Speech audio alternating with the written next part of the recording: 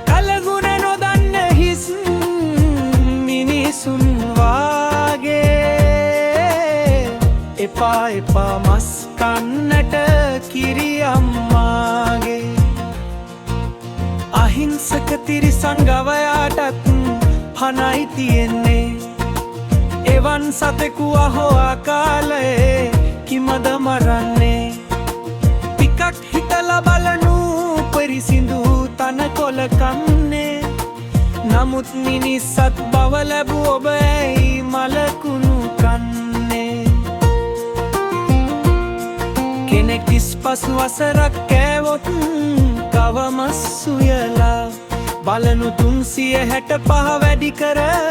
35 යොදලා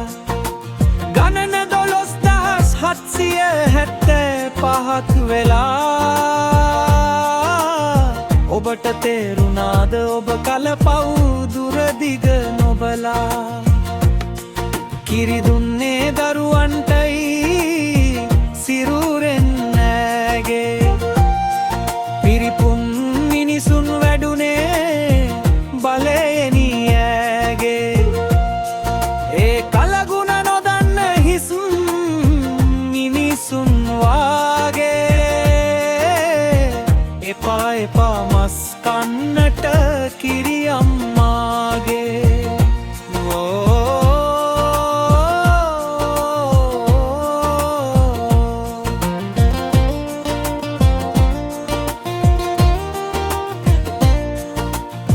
මුදල් නන්හාවෙන් සමහරු ගවයා විකුණන්නේ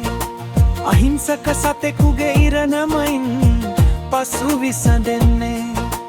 යලිත්තේ මුදලින් මස් ගෙනවිත් රස කර කන්නේ තමන් විකිණු ගවයගේ මස් බව ඔහු නෑ දන්නේ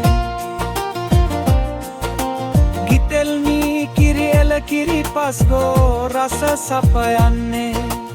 ඉවතලන පොහොරන් මහ එළවලු කොටු සරු වෙන්නේ මෙවන් සතෙකුගේ මස් නොකන අයට සෙත සැලසෙන්නේ එවන් පිරිසිදු හදවත් තුල දෙවියන්